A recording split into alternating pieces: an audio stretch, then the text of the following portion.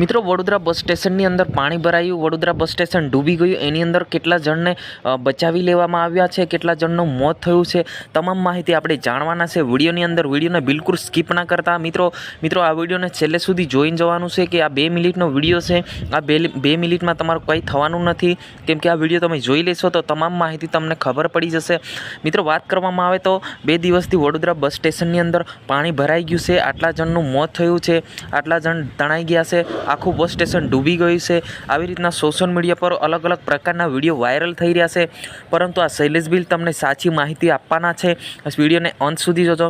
મિત્રો વાત કરવામાં આવે તો એસટી બસ તેમજ હાઈવે બંધ કરી દેવામાં આવ્યા હતા, જેથી કરીને આજે ચોથો દિવસ ચાલુ છે, કેમ કે 72 કલાકની આગાહી હતી। 72 કલાક આજે પૂર્ણ થાય છે। આજે સાંજ સુધીમાં તમામ જિલ્લાની અંદર વરસાદ બંધ થઈ જવાનો છે, પરંતુ આપણને મળી રહ્યા છે વડોદરાથી સૌથી મોટા સમાચાર। વડોદરા બસ સ્ટેશનની અંદર કેટલાક દિવસોથી પાણી ભરાયું હતું, કેમ કે વાત કરવામાં આવે તો જે પાણી ભરાયું છે ફક્ત પાણી જ ભરાયું હતું, ના કોઈનું મોત થયું, ના કોઈ તણાયું, જ્યાં મિત્રો ના કોઈ બસ સ્ટેશન ડૂબ્યું। કેમ કે હાલ જોવા જઈએ તો સોશિયલ મીડિયા પર અલગ અલગ પ્રકારના વિડીયો વાયરલ થઈ રહ્યા છે, કેમ કે વડોદરા જે પાણી નિકાલ ના થવાના કારણે આખું બસ સ્ટેશન પાણી ભરાઈ ગયું હતું અને એસટી બંધ કરી દેવામાં આવ્યું, જેથી કરીને એસટી બસ જો બંધ ના થાય તો અંદર કેવી રીતના આવી શકે, એના કારણે ફક્ત એસટી જે બસ છે એ બંધ કરી દેવામાં આવ્યું હતું અને હાઈવે બંધ કરી દેવામાં આવ્યા હતા। મિત્રો આજની જો 72 કલાકની જે આગાહી છે આજે પૂર્ણ થવા જઈ રહી છે।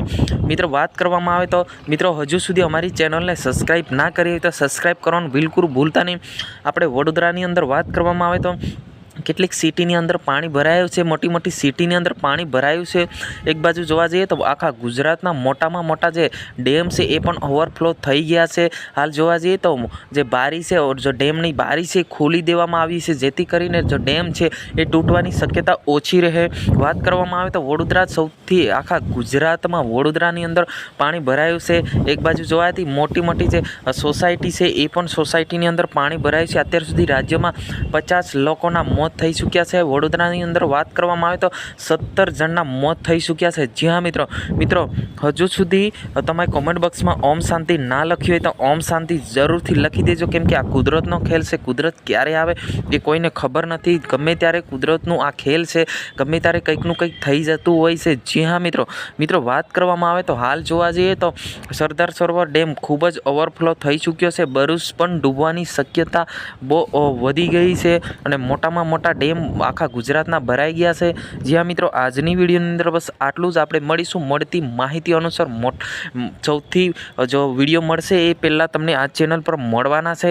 આજની વિડીયોની અંદર બસ આટલું। જય હિન્દ, જય ભારત।